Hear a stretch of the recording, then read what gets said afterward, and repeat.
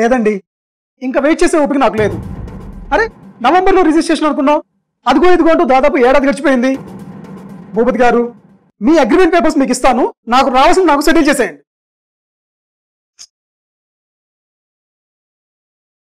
తెలుసండి, నవంబర్లో డిమానిటైజేషన్ అయింది, ఆ తర్వాత రియల్ ఎస్టేట్ రేరా యాక్ట్ వచ్చింది.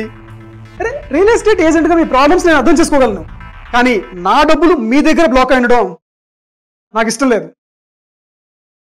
భూపతి గారు, ఫైనల్గా ఎప్పుడు ఇస్తారు, ఎంత ఇస్తారు తేల్చి చెప్పండి, అంతే.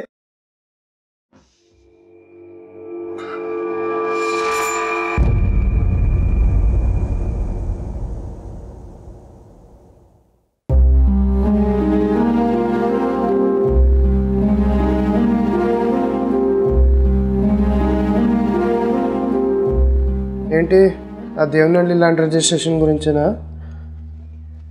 అదే అగ్రిమెంట్ పేపర్లు ఏమో ఊళ్ళో పెట్టించాడు, ఇప్పుడు డబ్బులు తిరిగేవరా అంటేను చాలా డబ్బు తింటున్నాడు. ఎంత పడిందేంటి పర్ స్క్వేర్ ఫీట్? 500 అనుకుంటా. గవర్నమెంట్ రేట్ కాదు బాబాయ్, నువ్వు కొన్నది. అదే 900 చిల్లరా. ఏంటి విగ్రహానికి 3600 crores? సీరియస్లీ? ఏంటి ఏమైనా కొత్త స్కామా? No serious. Worlds tallest statue అట. అయినా నాకు ఒకటి అర్థం కాదు, మీ ప్రభుత్వం దగ్గర ఆకలి చావుల్ని అరికట్టడానికి నిధులు ఉండవు, రైతుల ఆత్మహత్యలను నిరోధించడానికి ఫండ్స్ ఉండవు, కానీ విగ్రహానికి మాత్రం 3600 కోట్లు ఎక్కడి నుంచి వస్తాయో మరి. అవి డిఫరెంట్ ఇష్యూస్ కదా బాబాయ్, అయినా ఇదేం స్కామ్ కాదు కదా, దీనివల్ల టూరిజం డెవలప్ అవుతుంది అంటున్నారు.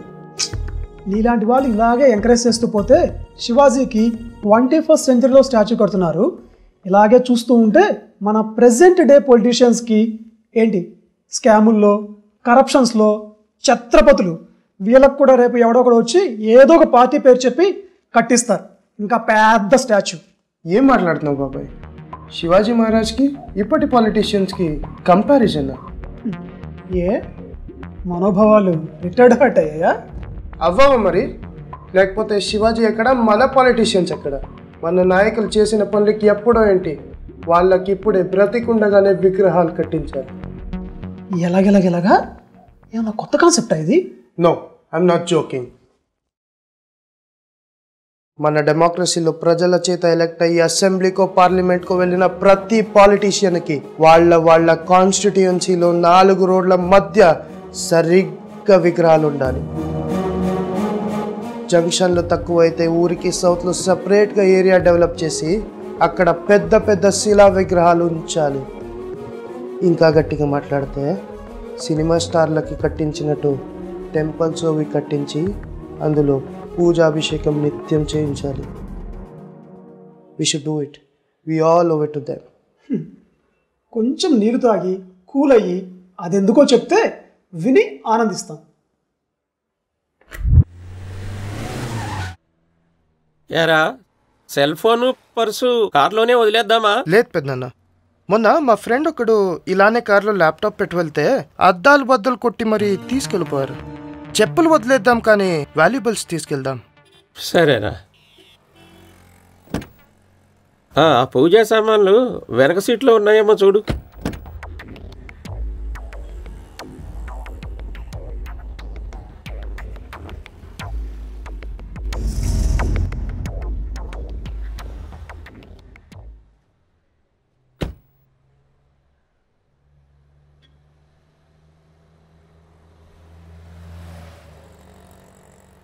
పెద్దన్న పర్స్ కనపడట్లేదు.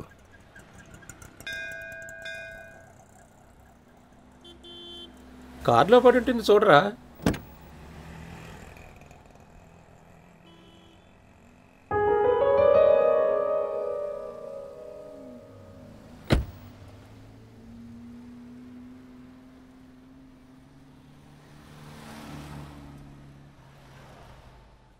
Debit or ATM card, press 1 to report loss of card, to unlock card.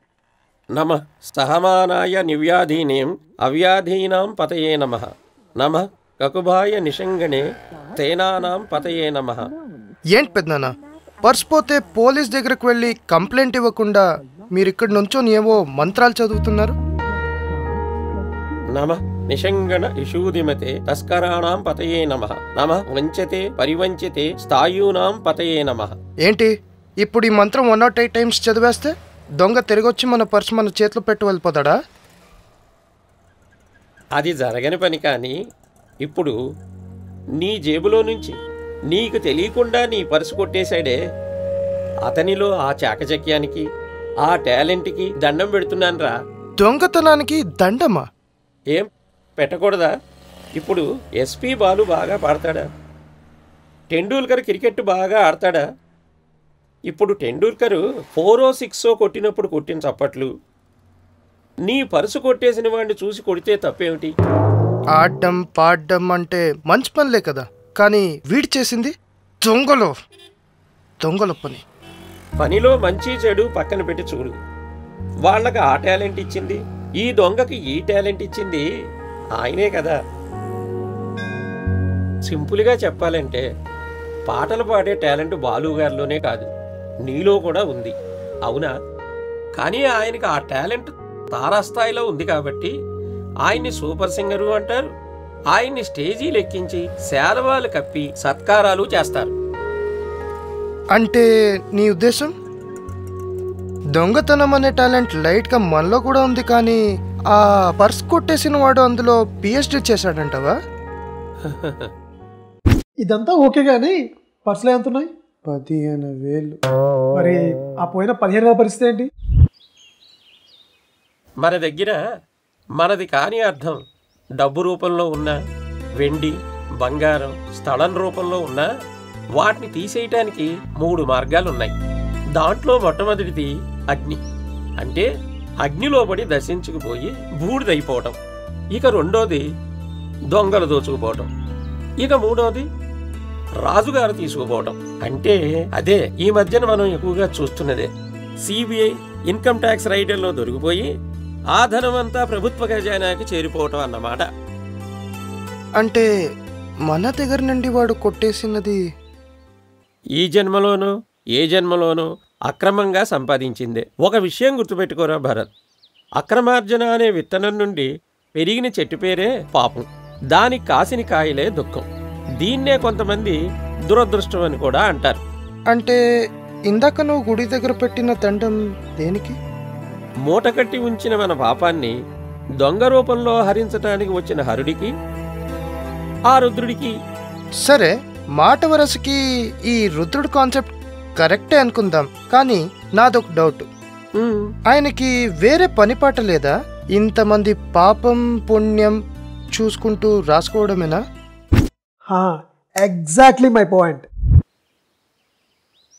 ఒరే భరత్, ఇందాక నువ్వు గుడికొచ్చేటప్పుడు ఏటీఎంలో డబ్బులు డ్రా చేసావు కదా, నీ అకౌంట్లో 15,000 రూపాయలు డెబిట్ అయి ఉంటాయా? నీకు నమ్మకం ఉందా? పక్కా. సరే. అరే భరత్, ఈ విశ్వం అనే మహాసముద్రంలో నీటి బొట్టంతది ఈ భూగోళం. ఇందులో 200 పైచిలుకు దేశాలు, ప్రతి దేశంలోనూ అనేక బ్యాంకింగ్ వ్యవస్థలు. అలాంటి ఒక బ్యాంకు వాడు నీ అకౌంట్ని కరెక్ట్గా మెయింటైన్ చేశాడని నువ్వు నమ్ముతున్నావే, అలాంటిది ఆ సముద్రాన్నే సృష్టించిన వాడికి ఇంకెన్ని తెలివితేటలు ఉండాలిరా? ఆయన పెట్టిన సిస్టంలో కూడా పాపపుణ్యాలు కరెక్ట్గా డెబిట్ క్రెడిట్ అవుతాయని నమ్మటానికి అంత కష్టమా?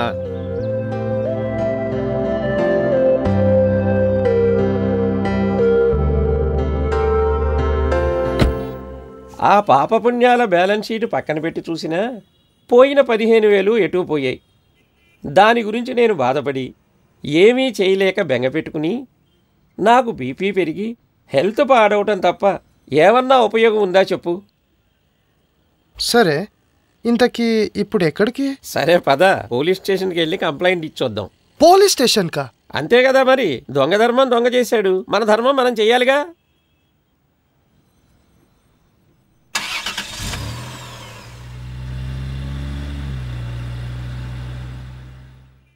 అలా పెద్దనాన్న చెప్పాక దొంగల గురించి డీటెయిల్గా డిస్కస్ చేసిన ఆ మంత్రాన్ని డీప్గా స్టడీ చేశాను. రే, దీనికి విగ్రహానికి ఏంటి కనెక్షన్? అక్కడికే వస్తున్నాను బాయ్. దొంగల్లో మోస్ట్ డేంజరస్ బ్యాచ్ ద రాజకీయ నాయకుల బ్యాచ్. బాబాయ్ ఒక్కసారి ఆలోచించు, ఒక పాలిటీషియన్ పెద్ద స్కామ్ చేశాడంటే అది వేల కోట్ల రూపాయలు ఉంటుంది కదా. ఏ మామూలు దొంగ అంత రేంజ్లో దొంగతనం చేయలేడు, అసలు ఊహించలేడు కూడా. కరెక్ట్. ఇప్పుడు అలాంటి స్కాముల్లో డబ్బులు ఎవరివి? ఇంకెవరివి? The tax paying citizens of India కదా. అంటే నావి నీవి.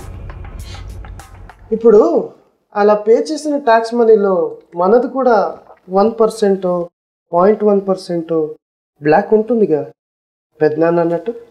మనకి 31st అయ్యేసరికి శాలరీ అకౌంట్లో క్రెడిట్ అవుతుంది, ఫస్ట్కి మొత్తం క్షవరం అవుతుంది. అయినా మన వెల్త్ అంతా టైడ్ తెలుపులాగా బ్రైట్ వైట్ కదా అబ్బాయి. ఇప్పటికిప్పుడు భూపతి కాల్ చేసి land registration పెట్టుకుందామంటే 500 per square feet చేస్తావా, 900 per square feet చేస్తావా?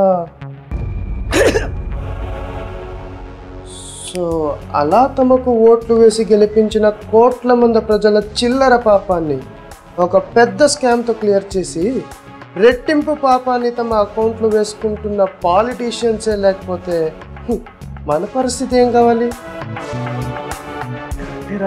Just think about this. స్కామ్లు చేశారని తిడదాం కానీ నిన్ను నన్ను ఆ పొజిషన్లో పడితే ఆ లెవెల్లో స్కామ్లు చేయగలమా? ఇసుకత కోట్ల రూపాయల కరప్షన్ చేయొచ్చని మన మట్టి బుర్రలకు తడుతుందా? అలాంటి పాలిటీషియన్స్కి పెద్ద పెద్ద శిలా విగ్రహాలతో కాకపోతే ఇంకెలా మన గ్రాటిట్యూడ్ చెప్పుకోవడం? మన పిల్లలందరికీ ఆ విగ్రహాలు చూస్తే పాపాలని కడిగేసే రుద్రుడు గుర్తుకు రావాలి. అర్థమైంది, కానీ నాకు డౌట్. షూట్. మరి అలాంటి పొలిటీషియన్ బ్యాచ్లో ఒకరో ఇద్దరో నిజాయితీ పనులు ఉంటారుగా. బురదలో ఉంటూ కూడా బురద అంటని పద్మంలాగా ఉంటారు కొంతమంది. వాళ్ళ గొప్పతనం గురించి ఆదర్శంగా తీసుకోవాలిరా అని చెప్పడానికి వాళ్ళ విగ్రహాలు కూడా కావాలి కదా.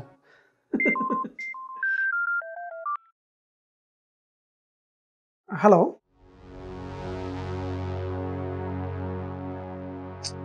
ఇలా కాదు కానీ ఆఫీస్కి వచ్చి మాట్లాడతాను. ఓకే.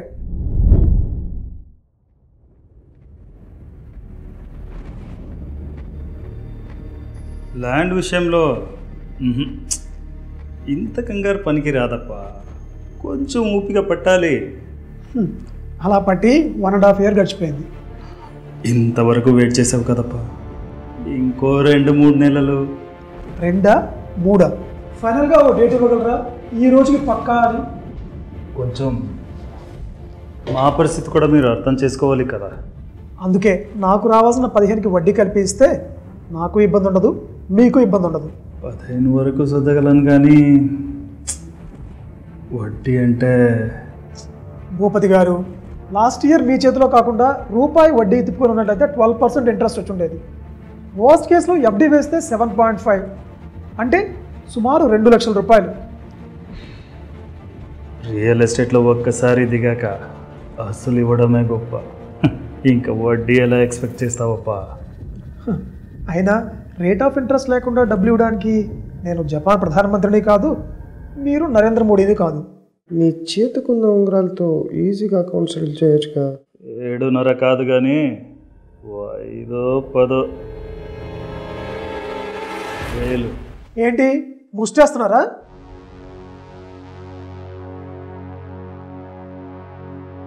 $10,000 అని మీరు, 2 lakhs అని మా బాబాయ్. ఇద్దరిలో ఎవరో ఒక్కళ్ళే కరెక్ట్ కదా.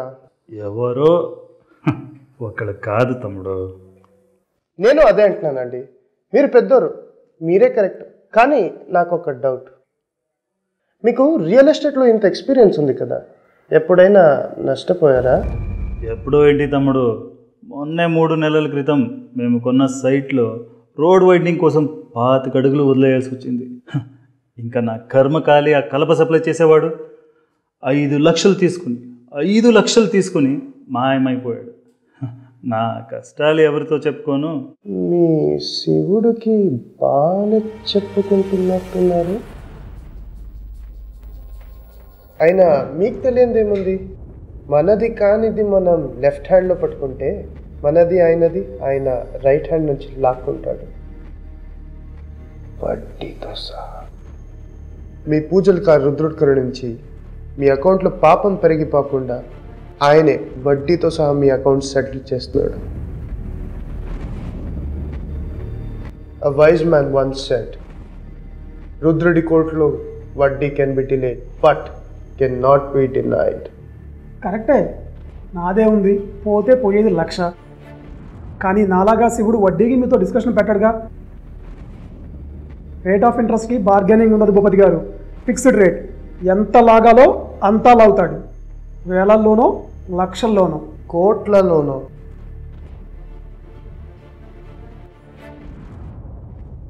మీ ఇష్టం, 5 ఇస్తారో 10 ఇస్తారో, నేను తీసుకెళ్ళిపోతాను.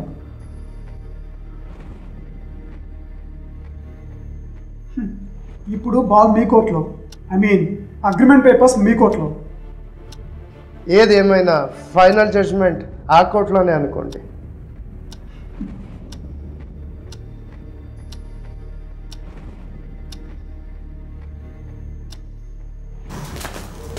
భక్తి కన్నా అప్పుడప్పుడు భయంతోనే పనులు అవుతాయి బాబాయ్. That is true. దొంగ కానిది ఎవరు? క్షణం కుదురుగా ఉండని కాలం అదే క్షణ రూపంలో మన ఆయువుని దొంగలించడం లేదా? ఆ ఆయువు పురుడు పోసుకోవడానికి కారణమైన ఊపిరిని ఇచ్చిన దేవుడే ఆ ఊపిరిని దొంగలించి మనకి శాశ్వత నిద్రని ప్రసాదించడం లేదా? కాబట్టి ఇక్కడ దొంగ కానిది ఎవరు? మీరు దొంగే.